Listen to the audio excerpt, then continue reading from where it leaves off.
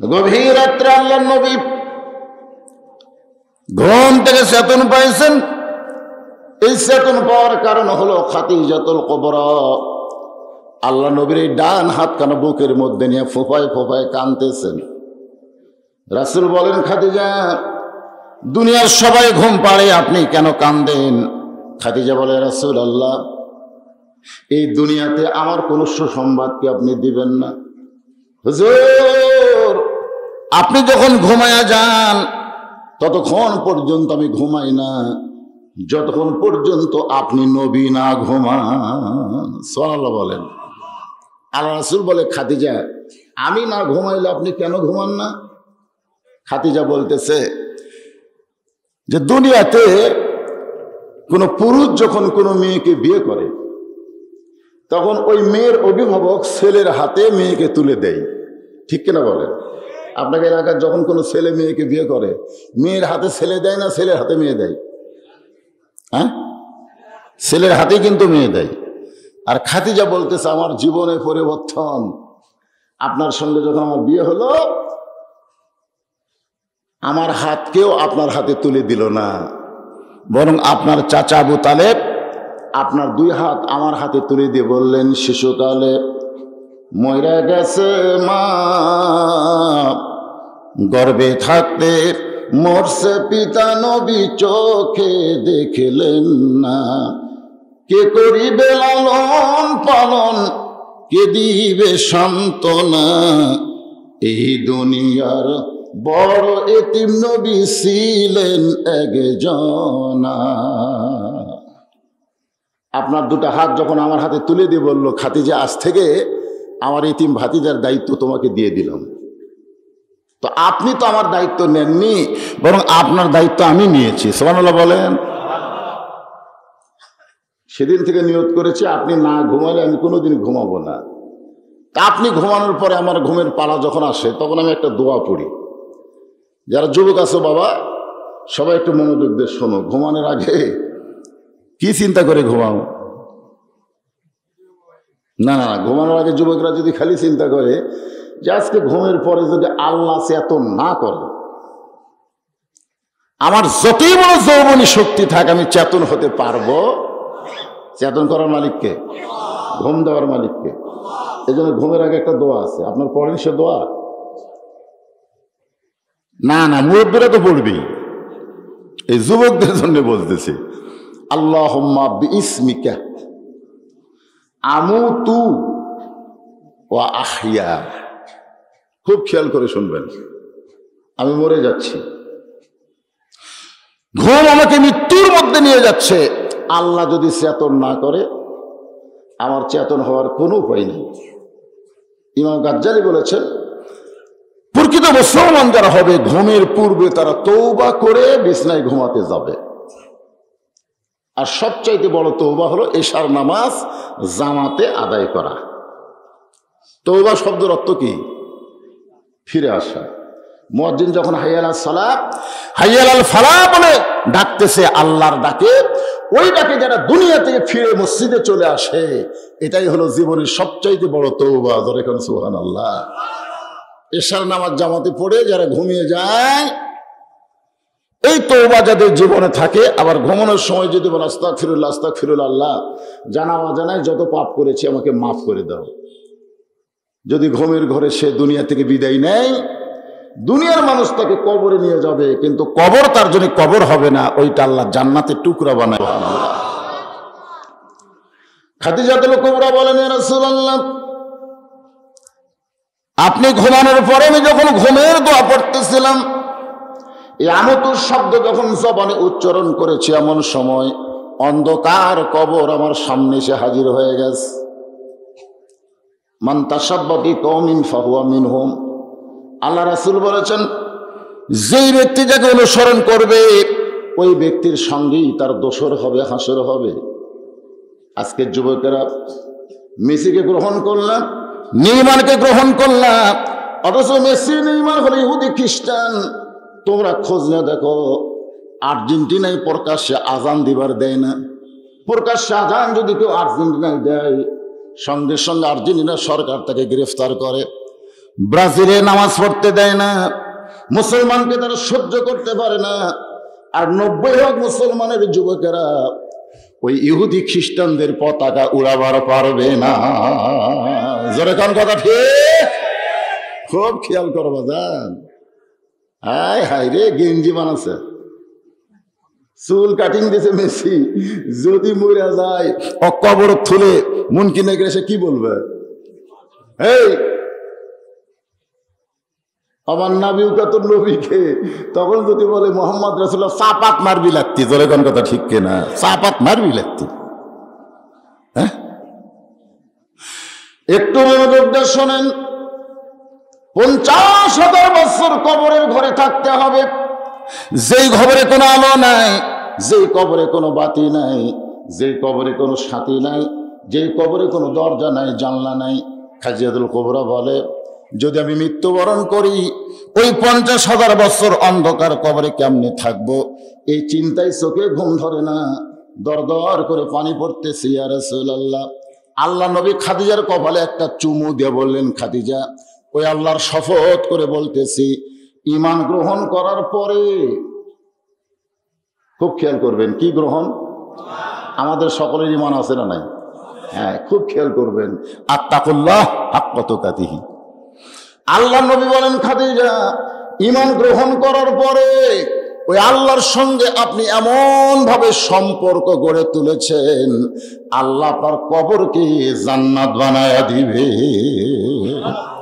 তাহলে আল্লাহর সঙ্গে সম্পর্ক করতে গেলে ঈমানের আগে না ঈমানের পরে? আমার কথা বুঝতে পারলেন না? আল্লাহর সঙ্গে যদি আমরা সম্পর্ক করতে চাই, এটা কি ঈমানের আগে করব না পরে করব? আগে কি? ঈমান। ঈমান যদি ঠিক না থাকে, ঈমানই নাই, ওই দান করে, সদকা করে, রোজা রাখে, নামাজ পড়ে, কিন্তু আর ঈমান ঠিক নেই। কি ঠিক নাই? ঈমান ঠিক নাই। তাহলে কি কোনো আমল কবুল হবে? এই জন্য রাসূল বলতেছে, ঈমান গ্রহণ করার পরে আপনি আল্লাহর সঙ্গে যে সম্পর্ক গড়ে তুলেছেন, আল্লাহ আপনার কবরকে জান্নাত বানায় দিবে। তো ঈমান গ্রহণ করার পরে আল্লাহর সঙ্গে সম্পর্ক করতে গেলে 1 নম্বর আমলের নাম কি? বাবা হুজুর মুখ বান্ধিয়েছেন কেন? খোলেন, কিসের ঠান্ডা? এই একটু আমার সঙ্গে কথা বলা লাগবে তো। আমি অসুস্থ মানুষ। খালি নওগাঁর ওয়াজ না হলে, অন্য জেলার ওয়াজ হলে আসতাম না। নওগাঁয় আমার বহু মাহফিল, একটা মাহফিল মিস করলে কৈফত দিতে জানতে হবে। এই জন্যে কঠিন অসুস্থ হওয়ার পরেও রক্তের মধ্যে প্লাটিনাম এত কমে গেছে যে একটা বলেছে যে আপনি ওয়াজ করলে স্ট্রোক করতে পারেন। ওয়াজে বন্ধ করে দিয়েছি। এসেছি শুধু আপনাদের মহব্বত, আল্লাহ রাসূলের মহব্বত একটু খেয়াল করেন, আমার সঙ্গে একটু কথা বলেন, হ্যাঁ হোক করেন। তাহলে ঈমান গ্রহণ করার পরে 1 নম্বর আমলের নাম কি?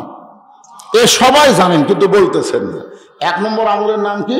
নামাজ। নামাজ।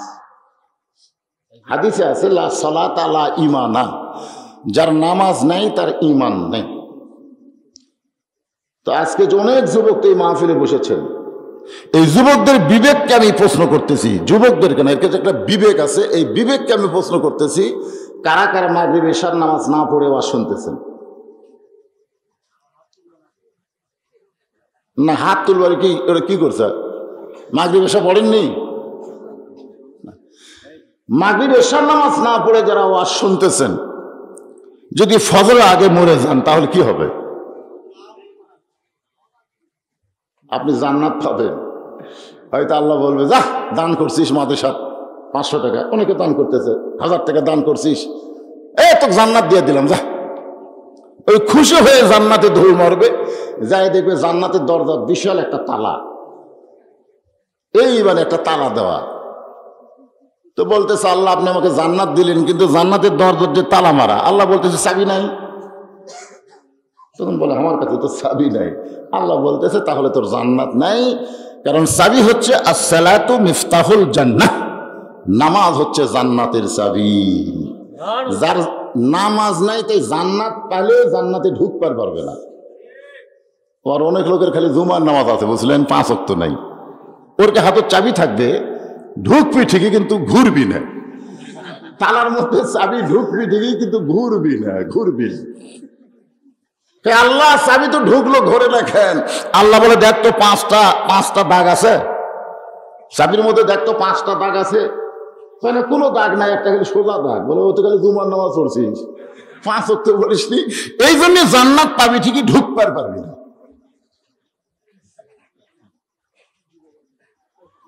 তো তাহলে 1 নম্বর আমল যদি নামাজ হয়, 1 নম্বর আমল কি? নামাজ। আল্লাহ নবী বলেন, খাদিজা ঈমান গ্রহণ করার পরে আল্লাহর সঙ্গে আপনি যে সম্পর্ক গড়ে তুলেছেন, আমি রাসূল বলতেছি আল্লাহ আপনার কবরকে জান্নাত বানায়া দিবে। এরপরও খাদিজা কাঁদতেছে। রাসূল বলে, খাদিজা এখন তো কান্দার কোনো কারণ নাই, কারণ আমি রাসূল বলতেছি আল্লাহ তোমার কবর জান্নাত বানায় দিবে। তো কবর যদি জান্নাত হয় 50,000 কে 1,00,000 বছর হলে অসুবিধা আছে? এখন কান্দার কারণ কি? খাদিজা বলে, হুজুর আমি যদি আপনার কাছে কিছু চাই আপনি কি আমার দিবেন না? সঙ্গে সঙ্গে রাসূল 3 বার বললেন নাউজুবিল্লাহ, নাউজুবিল্লাহ, নাউজুবিল্লাহ। কয়বার? ঈমান কাক কয় একটু দেখেন, ঈমান কি? ইয়া আইয়ুহাল্লাযীনা আমানু, আল্লাহ বলতেছেন ঈমানদারেরা, আত্তাকুল্লাহ। 1 নম্বর আমল নামাজ না, 1 নম্বর আমল আল্লাহর ভয়। খাদিজা চমকে বলে, ইয়া রাসূলুল্লাহ 3 বার নাউজুবিল্লাহ বলার কারণ কি? আল্লাহ নবী বললেন ঈমান গ্রহণ করার পরে একমাত্র আল্লাহ ছাড়া অন্য কারো কাছে চাওয়া জায়েজ নাই, এমনকি রাসূলের কাছেও চাওয়া। আচ্ছা, রাসূলের কাছে যদি চাওয়া না যায় তাহলে বাবার কাছে? বাবা বোঝেন আপনারা? আমার দয়াল বাবার দরবারেতে কেউ ফিরে না খালি হাতে। আপনার অন্তর থেকে বলেন, যারা মুসলমান হইয়া দয়াল বাবার দরবারেতে কেউ ফিরে না খালি হাতের, কি ঈমান আছে? ঈমান নেই। আমি 11 সালে যখন প্রথম হজ করতে গেলাম, আল্লাহ রাসূলের রওজার পাশে দাঁড়ায় একটু হাত তুলছিলাম। আমরা কবরের পাশে দাঁড়ায় হাত তুলি না, দর করে হাত তুলি কি তুলি না বলেন? তুলি না। তা আমি মনে করছিলাম পৃথিবীর সবচাইতে দামি কবর রাসূলের রওজা, সেখানে একটু হাত তুলি। যেই তুলসি ভাই, মদিনার পুলিশ দৌড়ে এসে আমার হাতের উপর লাঠি দিয়ে এরকম ঠাসি দিচ্ছে। ওরা কিন্তু মারধর করে না, অত্যাচার করে না, কারণ হাজী সাহেবকে ওরা খুব সম্মান করে। তো হাতের উপর লাঠি দিয়ে ঠাসি দিয়ে বলতেছে, হাজি মানো কুল্লু হারাম, মানে হাজী সাহেব এটা হারাম। এরকম রাসূলের কাছে হাত তোলা হারাম। হাত যদি তুলবার চান আবার মালিকের কাছে হাত তোলেন। আমি হাত নিচে নিয়ে গেলাম আর মনে মনে কইলাম, তুই তো 2 টাকার পুলিশ রে, আমি কত বড় বক্তা তুই জানিস না। খালি বাংলাদেশে যদি তুই যাস তাহলে বুঝবি কি বক্তা। তুই মদিনার এক পুলিশ হয়ে আমার হাতের উপর ঠাকি মারলি। এটা আমার মন বলতেছে, আর আমার ঈমান বলতেছে, মাওলানা তুই যত বড়ই বক্তা হ, তোর চাইতে মদিনার পুলিশের ঈমানের পাওয়ার বেশি। আমার ওয়াজের পাওয়ার আছে কিন্তু ঈমানের পাওয়ার নেই। কারণ আমরা এমন একটা দেশে জন্ম নিয়েছি যেই দেশে ঈমান নিয়ে বাঁচা খুবই কঠিন। জোরে কোন কথা ঠিক না? যেই দেশে আগুনের আংটা হাতে রাখা সহজ হবে কিন্তু ঈমান রক্ষা করা বড় কঠিন হবে, সেই দেশের নাম হলো বাংলাদেশ। সেই দেশের নাম কি? সেই দেশের নাম বাংলাদেশ। হয়তো বলবেন, হুজুর বাংলাদেশ কি হলো, ভালোই তো আছে। অনেকে আমাদের বলে যে হুজুর এমন কথা কইেন না। আচ্ছা, কিছুই হয়নি, কিছুই হয়নি। আমি আপনাদের একটা যুক্তি দেই। যুক্তিটা হলো, কোনো মুসলমান জন্ম দিল কিন্তু সন্তান বড় হলো হিন্দুর বাড়ি, জন্ম দিয়েছে কে? আর সন্তান লালন পালন হয়েছে হিন্দুর বাড়িতে। 10 বছর পরে যদি মুসলমান তার সন্তান ফেরত চায়, আপনারা বলেন তো সন্তান আল্লাহ আল্লাহ কবে না ভগবান কবে? কেন? মুসলমানে তো জন্ম দিছে। আবার হিন্দু জন্ম দিয়ে মুসলমানের বাড়িতে যদি রাখে, মুসলমান যদি লালন পালন করে, 10 বছর পরে হিন্দু যদি তার সন্তানকে ফেরত চায়, তাহলে বলেন তো ওই হিন্দু সন্তান ভগবান কবে না আল্লাহ কবে? তার মানে কি বুঝলেন? জন্ম দিলেই মুসলমান হিন্দু হয় না, হিন্দু মুসলমান হয় পরিবেশের কারণে। বর্তমানে বাংলাদেশে যেই পরিবেশ চলতেছে, এই পরিবেশটা মুসলমানের পরিবেশ না হিন্দুর পরিবেশ। প্রত্যেকটা বাড়ির যা দেখেন, এটিএন বাংলা চ্যানেল নাই, বাংলাদেশের চ্যানেল আছে না নাই, বৈশাখী, এইগুলো একটা চ্যানেলও চলে না। প্রত্যেকটা মুসলমানের বাড়িতে এই মা বোনদের অত্যাচারে খালি দুটো চ্যানেলই চলতেছে, একটা হলো জি বাংলা আর একটা হলো স্টার জলসা। ধরে কোন কথা ঠিক না? এখন বলেন পেটত বাচ্চা নিয়ে কোনো মা যদি স্টার জলসার নাটক দেখে, পেটত বাচ্চা আছে, পেটের মধ্যে কি বাচ্চা নিয়ে স্টার জলসা দেখতেছে, ওই নাটকের মধ্যে হিন্দুদের মধ্যে লুলু করে বাঁচতেছে, মার শরীরের মধ্যে একটা ঝাঁকুনি হওয়ার সঙ্গে সঙ্গে পেটের বাচ্চার মধ্যে একটা প্রতিক্রিয়া তৈরি হচ্ছে। যে মা পেটে বাচ্চা নিয়ে স্টার জলসা জি বাংলা দেখলো, এই সন্তান জন্ম নিয়ে কোরআনের মাহফিল আসতে পারে না, ও মেলার মধ্যে ঘুরবে। জোরে কোন কথা ঠিক কিনা? এই সন্তান জন্ম নিয়ে কোনোদিন কোরআনের মাহফিলে আসবে না। আর জন্ম এখন তো আবার খুব সহজ করে দিছে। আগে তো আমরা হওয়ার সময় ভাই টানা টানি, জোরে কোন কত কি কষ্ট। আমার দাদি কয় তোর মাথা লম্বা হয়ে গেছিল, মাথা লম্বা, পরে থেবে থেবে গোল করছে। আর এখন তো টানাটানি নেই, পেট কাটতেছে, ওই ঘুমন্ত মানুষ বার করতেছে। হায় হায় রে, এই সিজার করা বাচ্চা জন্ম নিয়ে ও কোরআনের মাহফিলে খুব একটা বসবে না, কারণ ওর জন্ম পদ্ধতি মুসলমানের নিয়ম অনুযায়ী হয় নাই, বিধর্মীদের নিয়ম অনুযায়ী হয়েছে। ধরে কোন কথা ঠিক কথা বল না। একটু মনোযোগ দিয়ে শুনবেন। আল্লাহ বলেন খাদিজা, যদি চাইতে হয় ইয়াকা না'বুদু ওয়া ইয়াকা নাস্তাঈন, আমরা গোলামি করি কার? তাহলে চাবো কার কাছে? খাদিজা মুস্কি মুস্কি হাসতেছে। রাসূল বলে খাদিজা হাসো কেন? বলে হাসার কারণ হলো আমি আপনার কাছে যা চাবো তা যদি আল্লাহর না থাকে তাহলে আল্লাহ দিবে কেমনে? আল্লাহ নবী বললেন খাদিজা আল্লাহর নাই এ কথা বলাও জায়েজ নাই। আল্লাহর নাই এ কথা বলা যাবে? সবকিছুর মালিককে। আরো জোরে খাদিজা বলতেছেন হুজুর আল্লাহর নাই এই কথা বলা যাবে না, তাহলে আল্লাহ সূরা ইখলাস কেন নাজিল করলেন? কুল হু আল্লাহু আহাদ আল্লাহুস সামাদ লাম ইয়ালিদ ওয়া লাম ইউলাদ। লাম ইয়ালিদ ওয়া লাম ইউলাদ শব্দের অর্থ কি?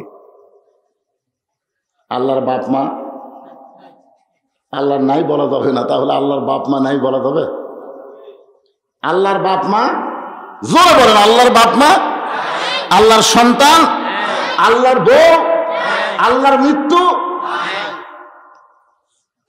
তাহলে আমাদের যা আছে আল্লাহর অনেক কিছুই নাই। খাদিজা বলতেছে আপনার কাছে যা চাবো তা যদি আল্লাহর না থাকে তাহলে আল্লাহ দিবে কেমনে? আল্লাহ নবী বলে খাদিজা আপনি কি বলতে চান? খাদিজা বলতেছে হুজুর আমি যখন মরে যাব, মরে যাওয়ার পর আপনার কাছে আমার তিনটা চাহিদা থাকবে। রাসূল ছোট বাচ্চার মতন কান্দার বলে খাদিজা দুনিয়ার সবচাইতে ধনী রমণী আপনি ছিলেন, আমার সঙ্গে বিয়ে হওয়ার পরে আপনি সবচাইতে গরিব হয়ে গেলেন, দুনিয়ার জীবনে আপনারা কিছুই দিবার পারি নাই, তাহলে মৃত্যুর পরে আমার কাছে কি চাইবেন? খাদিজা বলতেছে ইয়া রাসূলুল্লাহ আপনি যখন এই দুটার নিয়ত কি? এই দুটার নিয়ত কি রে? এই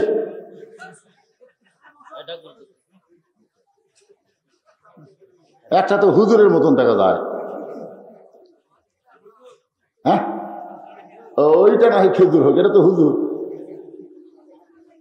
তোমাদের মধ্যে আর কে কে উঠবে? এখনই ওঠো, উঠবে, এটা বসো।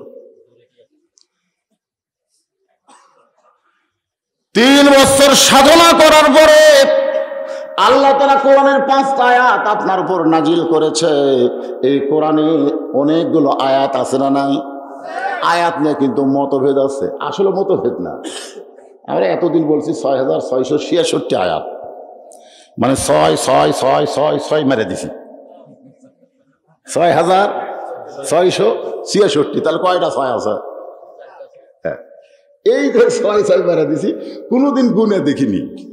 আসলে তো কোরআনের আয়াত প্রত্যেকটা সূরা অনুযায়ী আছে না নাই? ধরে কোন আছে, তাহলে সূরা ফাতিহা কয় আয়াত, সূরা নাস কয় আয়াত, সূরা ফালাক কয় আয়াত, এইভাবে সমস্ত আয়াত একত্র করে ক্যালকুলেটরে যখন মারা হবে তখন 6666 হয় না। বহুবার চেষ্টা করে দেখছি, হয় না, কম হয়। একেবারে আয়াত ধরলে 6423 আয়াত হয়। তাহলে এতদিন যে আমরা সমানে মারছি 6666, অনেকে বলেন 1,24,000 মতান্তরে 2,24,000 নবী। কিন্তু মতান্তরে কোনোদিন 1 লাখ বাড়ে? 1,24,000 মতান্তরে 1,24,000 একজন, এরকম হতে পারে। কিন্তু 2 লাখ একবারে লাভ দিয়ে 2 লাখ, এইগুলো 18,000 মখলুকাত, এগুলো সব ভুয়া কথা, এগুলো হিসাব ছাড়া কথা। ধরে কোন কি ছাড়া কথা? কিন্তু বর্তমান ডিজিটাল যুগে এই হিসাব ছাড়া কথা কয়ে পার আছে নাই। আপনি তো এখনই যে হিসাব করবেন 6666 না হলে আগামীকালে আমাকে ধরবেন, হুজুর মারা গেলেন 6666, আসলে তত নাই। প্রথম যে 5টা আয়াত নাজিল হয়েছে, সর্বপ্রথম শব্দ হলো ইকরা। ইকরা মানে পড়ুন। আল্লাহ নবীকে জিবরাইল বলেছেন পড়ুন, নবী কিন্তু বলেছেন আনা বেকারি, আমি পড়তে পারি না। জিবরাইল বলে পড়ুন, নবী বললেন আমি পড়তে পারি না। আল্লাহ নবী বললেন আমি পড়তে পারি না, সঙ্গে সঙ্গে জিবরাইল নবীকে বুকের মধ্যে নিয়ে চাপ মারে। ওই চাপ মারার সঙ্গে সঙ্গে নবীর জবান খুলে যায়, জিবরাইল যা বলে নবী তাই পড়ে। সর্বপ্রথম 5টা আয়াত আল্লাহ নাজিল করেছেন। এখানে তাফসির হলো ইকরা মানে পড়ুন। কি পড়বেন? আপনারা বলেন কি পড়বেন? আজকে রাস্তাঘাটে যেই ছেলেরা ঘুরতেছে, মারামারির মশান মারতেছে, এরা কি পড়িছে? কথা কয় না। আপনি একটা ছেলে বার করেন যে যারা মারামারি করতেছে, যারা রাস্তায় মশান মারতেছে, মাস্তানি সাজতেছে, মেসি নেইমারের মতন ঘুরতেছে, এরা মাদ্রাসার বারান্দা পা দিছে, একটা বার করেন, বার করেন। একটাও বার করতে পারবেন না। আর্জেন্টিনার পতাকা, ব্রাজিলের পতাকা ছাদের উপরে টাঙ্গাইছে মাদ্রাসার কোন ছাত্র, অনুবীক্ষণ যন্ত্র দিয়ে খুঁজলেও গোটা বাংলাদেশে একটাও পাবেন না, একটাও পাবেন না। কারণ এরকে পড়া আর ওই শালাকের পড়া কম বেশি আছে। ধরে কোন কথা ঠিক কিনা? এরকে পড়াতে ওযু লাগেনি, গোসল লাগেনি, মন সাসের পড়িছে। পড়তে পড়তে এরা খাড়া হয়ে পেশাব করে, পড়ে পেশাব করে। এদের পড়ার সাইজ হলো আগডুম বাগডুম, ঘোরানো সাজে, ঢাক ঢোলক ঝাঁঝর বাজে, বাঁচতে বাঁচতে চললো ঢুলি গেল কমলা ফুলি টিয়াটা, সূর্য মামার বিয়াটা। একটা কথা ওরা সত্যি পড়েনি, মাসুম অবস্থায় এদের মিথ্যা শিক্ষা দিয়ে এদেরকে বড় করা হয়েছে। ধরে কোন কথা ঠিক? আর এই ছোট ছোট বাচ্চাদেরকে আল্লাহর কোরআন তো দূরের কথা, আলিফ বা তা সা এই কায়দা হাতে দেওয়ার আগে মাদ্রাসার ওস্তাদ তাকে ওযু করা শিখাইছে। আগে ধরার আগে পবিত্র হ, ওযু কর, পেশাব কর, কিভাবে করা লাগবে এগুলো শিখানোর পরে তারপরে দিছে আল্লাহর কোরআন। এই জন্য রাসূল বলতেছেন ইকরা মানে পড়ুন। কি পড়া? সব পড়া না, যেই পড়ার মধ্যে বিইসমি রাব্বিকাল্লাযী খালাক, সে আল্লাহর নামে পড়েন যে আল্লাহ পাক আপনাকে সৃষ্টি করেছেন। তাহলে পড়ার শুরুতেই যদি আল্লাহর কথা থাকে, আমাদের ঈমান বাড়বে না কমবে? এই জন্য আল্লাহ কোরআনে বললেন ওয়াইজা তুলিয়াত আলাইহিম আয়াতুহু যাদাতুহুম ঈমানা ওয়া আলা রাব্বিহিম ইয়াতাওয়াক্কালুন। 5টা আয়াত নিয়ে নবী নিজে চলে আসলেন।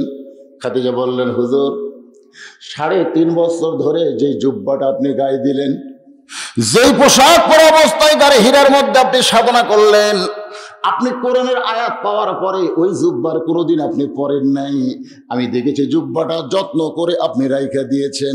ওগো আল্লাহর নবী, আমার 1 নম্বর চাওয়া হলো আমি খাদিজা যখন মরে যাব, মরার পরে ওই জুব্বাটা আমার কাফনের কাপড় হিসাবে দিয়া দিবে। আপনারা বলেন তো যে চাওয়াটা কেমন? হ্যাঁ, আমাদের বউ কি চাবে? খাদিজা বললেন, এ রাসূলুল্লাহ, আমার 2 নম্বর চাওয়া হলো আমি মরে যাওয়ার পর আপনার এই পবিত্র 2টা হাত দিয়া আমার লাশটা কবরের ঘরে নামায় দিবেন। আমার 3 নম্বর চাওয়া হলো কবরে মাটি দিয়ে সবাই যখন চলে যাবে আপনি তখন কবর থেকে যাবেন না। আমার আল্লাহ তাআলা মুনকির নাকির নামে 2টা ফেরেশতা কবরের মধ্যে পাঠিয়ে দিবে, আমাকে লক্ষ্য করে 3টা প্রশ্ন করবে।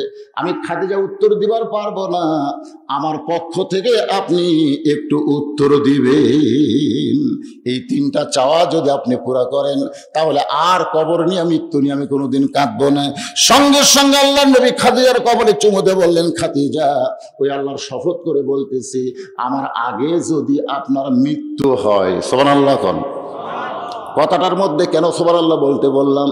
রাসূল বললেন, আমার আগে যদি আপনার মৃত্যু হয়। এই কথার দ্বারা বোঝা গেল কে কখন মরবে এটা আল্লাহর নবীও বলতে পারে। তাহলে মশান নিয়ে ঘুরতেছেন, তার মানে কে কখন মরবে এটা আল্লাহর নবীও জানে না। আপনি মনে হয় জানেন, বর্তমানে যারা ক্ষমতায় আছে এরা মনে হয় জানে। এরা জানে না? এত বছর আগে আমাকে নামাইকে না কোন সাল সেটা ভালো লাগবে না আমার। শোনেন, আমি যে টেজের আমার আগে কে আছিল, এখানে কে বসে আছিল? এনামুল হুজুর। আমি আসার পরেও যদি এনামুল ভাই বলতে আমি নাম বল না, তাহলে আপনারা কি বসে থাকবেন? কে রে তুমি দ্বিতীয় বক্তা, প্রধান বক্তা আসলে চেয়ার ছাড়বা, তুমি চেয়ার ছাড়ো না কেন? তো 5টা বছর পর পরই তো আমাকে বক্তা বদল হবে, তোর কোনো কথা ঠিক কি না? কিন্তু আমি যদি চেয়ার পায় কয় নাম না, আল্লাহ কয় বান্দারে আমরা জানি না ভাই 5 বছর কেন 5 সেকেন্ডও আমাদের কোনো ভরসা আছে নাকি?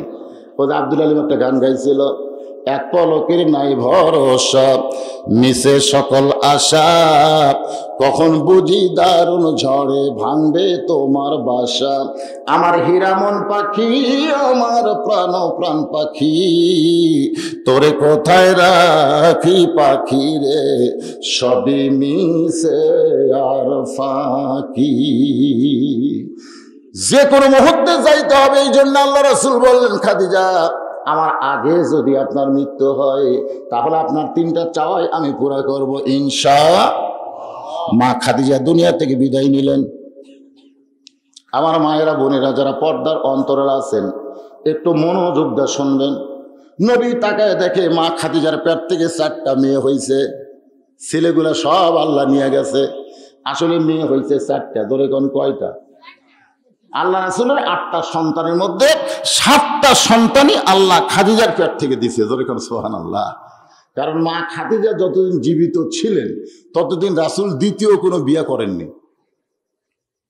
অনেক নাস্তিক বলে না যে মুসলমানের নবী 11টা বিয়ে করছে, এতগুলো বউ লাগে? আপনারা বলেন তো, মা খাদিজা যখন দুনিয়া থেকে বিদায় নিয়েছে তখন রাসূলের বয়স কত? না যখন বিদায় নিতে রে, বিয়ের সময় তো 25, বিদায় নেওয়ার সময় বয়স কত? না আমার বয়স এখন চলতেছে মনে করেন 56 বছর। এই সময় যদি আমি একটা বিয়ে করি, মনে করেন একটা বিয়ে করি, তাহলে এটা কি যৌবনের তাড়নায় করলাম না বুড়া বয়সে একটা অবলম্বনের জন্য করলাম যে বুড়া বয়সে আমার লাঠি হয়ে থাকবে? চিন্তা করা লাগবে যে কে হুজুর তো যৌবন বয়সে করেনি রে, যে বুড়া বয়সে করছে। কারণ কি? যতদিন মা খাদিজা জীবিত ছিলেন ততদিন রাসূল দ্বিতীয় কোনো বিয়ে করেন নাই। মা খাদিজা দুনিয়া থেকে বিদায় নিয়েছেন 65 বছর বয়সে। যখন খাদিজা বিদায় নেয় তখন আল্লাহ নবী খাদিজার 40-এর সময় রাসূল বিয়ে করছেন। কত সময়? আর যখন মারা গেল তখন 65, তাহলে 25 আর 25 রাসূলের তখন 50 বছর। জোরে বলেন কয় বছর? এই 50 বছর বয়সে আল্লাহ নবী দ্বিতীয় কোনো বিবাহ করেন নাই। খাদিজা বললেন, এ রাসূলুল্লাহ, এই 3টা চাওয়া যদি আপনি পুরা করেন তাহলে আর আমি কোনোদিন কাঁদবো না। দুনিয়া থেকে বিদায় নেওয়ার পরে নবী তাকায় দেখে খাদিজার পেটের 4টা মেয়ে কাঁদতেছে। খাদিজার পেটের কয় মেয়ে? আঙ্গুলের দিকে তাকান। একটা হলো রোকেয়া, নামগুলো খেয়াল করবেন। রোকেয়া যে নবীর একটা মেয়ে, রোকেয়ার জীবনে আপনারা পড়েছেন? রোকেয়ার জীবনে পড়ছেন? রাসূলের 4 মেয়ের জীবনে বাজারে কিনতে পাওয়া যায়। আপনি আমরা সবাই অত্যন্ত ভাগ্যবান। এ কারণে প্রশংসা আল্লাহর কম করব না বেশি করব? অন্য ধর্মে জন্ম নিয়ে মুসলমান হয়ে মরা খুব কঠিন। আল্লাহ বলেছেন লা তামুতুন্না, মৃত্যুবরণ করো না, ইল্লা ওয়া আনতুম মুসলিমুন। আজকে আলোচনার বিষয় যে তোমরা মুসলমান না হয়ে মৃত্যুবরণ করো না। এ কথা কার? আপনারা বলেন তো, হিন্দুদের মধ্যে জন্ম নিয়ে মুসলমান হয়ে মরা সহজ না কঠিন? ইহুদের মধ্যে জন্ম নিয়ে মুসলমান হয়ে মরা সহজ না কঠিন? খ্রিস্টানদের মধ্যে জন্ম নিয়ে মুসলমান হয়ে মরা সহজ না কঠিন? আর মুসলমানের মধ্যে জন্ম নিয়ে মুসলমান হয়ে মরা, হ্যাঁ, মাশাআল্লাহ। আমি জীবনে বহু হিন্দুকে মুসলমান হতে দেখেছি, বহু হিন্দু। আমি আমার জীবনে খ্রিস্টানকেও মুসলমান হতে দেখেছি। ইহুদি বৌদ্ধ সবাই মুসলমান কম বেশি হয়েছে, কিন্তু আমি আমার জীবনে আজ পর্যন্ত কোন মুনাফিককে মুসলমান হতে দেখিনি। আপনারা 2-1 ঠিক করলেন, বাদ বাকি কথা বললেন না। আপনারা বলেন তো, মুনাফিকের আবাদ কার মধ্যে? হিন্দুর মধ্যে, বৌদ্ধের মধ্যে, খ্রিস্টানের মধ্যে, না মুসলমানের মধ্যে? অধিকাংশ মুসলমানেরাই হলো মুনাফিক, যার কারণে এরা মুসলমান হয়ে মরতে পারবে না। মুনাফিক হয়ে মৃত্যুবরণ করে জাহান্নামের তলদেশে এদের হবে ঠিকানা। ধরে কোন কথা ঠিক? আল্লাহ কোরআনে বললেন, অমিনান নাসি মান ইয়াকুলু আমান্না বিল্লাহি ওয়া বিল ইয়াউমিল আখিরি ওয়া মা হুম বিমুমিনিন। আল্লাহু আকবার। তো আল্লাহ তাআলা আমাদের মুসলমানের ঘরে মুসলমান হয়ে জন্ম নেওয়ার তৌফিক দিয়েছেন। এখন আমাদের মৃত্যুটা পিছনে না সামনে? সবাই একটু হিসাব করে কথা বলা লাগবে। মৃত্যু পিছনে না সামনে? মাশাআল্লাহ। পিছনে যদি মৃত্যু থাকতো, আমরা দৌড়ায় দৌড়ায় মৃত্যুকে আরো পিছনে ফেলাই দিতাম। কিন্তু মৃত্যুকে আল্লাহ সামনে রাখছে, যে তোমরা যতই দৌড়াও মৃত্যু তোমার সামনে হাজির হবে। আল্লাযী খালাকাল মাউতা ওয়াল হায়াতা লিয়াবলুয়াকুম আইয়ুকুম আহসানু আমালান ওয়া হুয়াল আজিজুল গফুর। আমি বাংলাদেশের বিশেষ করে নওগাঁ জেলায় সবচেয়ে বেশি বাস করি, কিন্তু আপনাদের এই এলাকাটা হলো আলাদা। আমি সেই সাপাহার, পরশা, পত্নীতলা, ধামুরহাট, মহাদেবপুর, নিয়ামতপুর, মান্দা, যে কয়টা থানা আছে সব থানায় বাস করি, কিন্তু আপনাদের এই এলাকার ছেলেগুলো সব আলাদা। অনেক সময় এদের চালচলন দেখলে মনে হয় এদেরকে কেউ জন্ম দিছে না মাটি ফাটে বাড়াচ্ছে। মানে হ্যাঁ, এদের চালচলন দেখলে, এর আগে চকতাতারও মাহফিলে মিশেছিলাম, আমাকে ওয়াজ করবারই দেয়নি। 2-3 বার গন্ডগোল লাগছে। আজকেও রাস্তার মধ্যে যে দেখলাম, ওরা খালি দলে দলে ঘুরতেছে। আশ্চর্য হয়ে গেলাম যে এটা কোন এলাকারে? হ্যাঁ, ছেলে পেলে এরকম ব্যাসাইজা হলো কেন? না, এই এলাকার ছেলেগুলো এরকম ব্যাসাইজা কেন? এদের কোনো সাইজ নাই। আশ্চর্য হয়ে গেলাম। আহা, এখানে একজন লেখছে, এখানে যে হুজুর, এখানে লেখছে যে ছেলে মেয়ে ও পর্দার বিষয়ে আলোচনা। ছেলে মেয়ে জন্ম যদি ঠিক না হয়, আপনি যতই ওয়াজ করেন কাম হবে না। কথাটা বুঝলেন না? জন্মের সময় আপনি কিভাবে জন্ম দিলেন? হ্যাঁ, এই জন্ম ঠিক না হলে আমার ওয়াজ দিয়ে এদেরকে সাইজ করা যাবে না। স্বয়ং জিবরাইল এসেও যদি ওয়াজ করে, এরা ভালো হবে না। কারণ কিসে দোষ? জন্মে দোষ। জোরে কোন কিসে দোষ? জন্মে দোষ। তা আমি এলাকার যুবকদেরকে বলবো, বাজান যা ঘোরাঘুরি করছো আর করো না, কোরআনের মঞ্চে চলে আসো। মৃত্যু আমাদের সামনে না পিছনে? হ্যাঁ, এই জিনিসটা খেয়াল করবেন। যতই দৌড়াও মৃত্যুকে পিছনে ফেলানোর কোনো সুযোগ নাই, কারণ আল্লাহ বলেছেন খালাকাল মাউতা ওয়াল হায়াতা। আগে মৃত্যুর কথা বলেছেন, তারপর জীবনের কথা বলেছেন। রক্ত গরম হয়েছে, কতটুকু বেসাই যায়,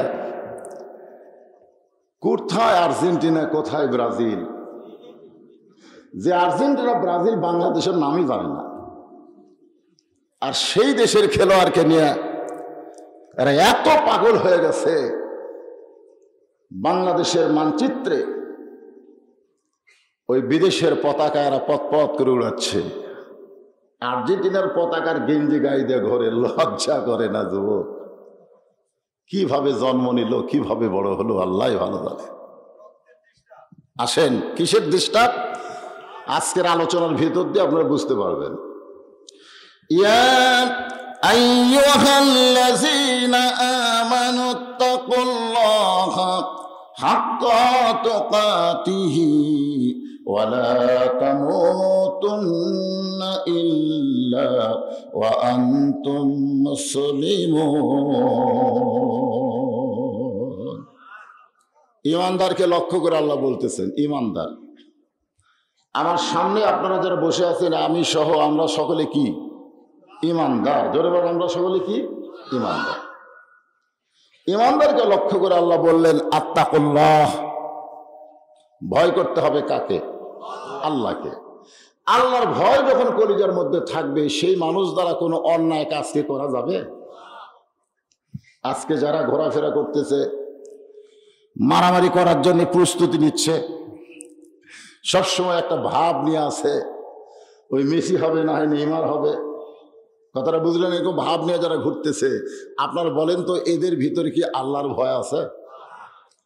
আল্লাহর ভয় যখন কলিজার মধ্যে আসবে, তখন এক নম্বর যে খেয়ালটা তার মনে আসবে, সেই খেয়ালটার নাম হলো মৃত্যু। জোরে বলেন, নাম কি? মৃত্যু। জন্মিলে মরতে হবে। এখন হয়তো অনেক যুবকেরা ভাবতেছে আমার দাদা বেঁচে আছে, বাপ বেঁচে আছে, সিরিয়ালে তো আমি অনেক পরে। আজরাইল এসে আগে দাদার খোঁজ করবে, এই বাড়ির বুড়াকে আগে তার জান কবজ হবে। বুড়া মরে গেলে আর বাপের জান, তারপরে সিরিয়ালও 3 নম্বরে আছে। আপনার বলেন তো সিরিয়ালও ক নম্বরে আছে? 3 নম্বরে আছে। জোরে বলেন, 3 নম্বরে আছে। অনেক দাদা লাতির জানাজা করতেছে, অনেক দাদা। অনেক বাবা তার সন্তানকে কবরে নামাই দিয়া বেহুশ হয়ে যাচ্ছে। যুবকেরা চলে আসো বাজান, রক্ত গরম। এই বয়সের হিসাব দেবে আল্লাহ। হাসরের ময়দানে বলবেন তোমার শৈশবকাল, বুড়াকাল তুমি কি করছো তার হিসাব দেওয়া লাগবে না, খালি যৌবনের হিসাব দিয়ে জান্নাতে যাও। এই বয়সটাই হলো ঈমান গ্রহণ করার পরে আল্লাহকে ভয় করা।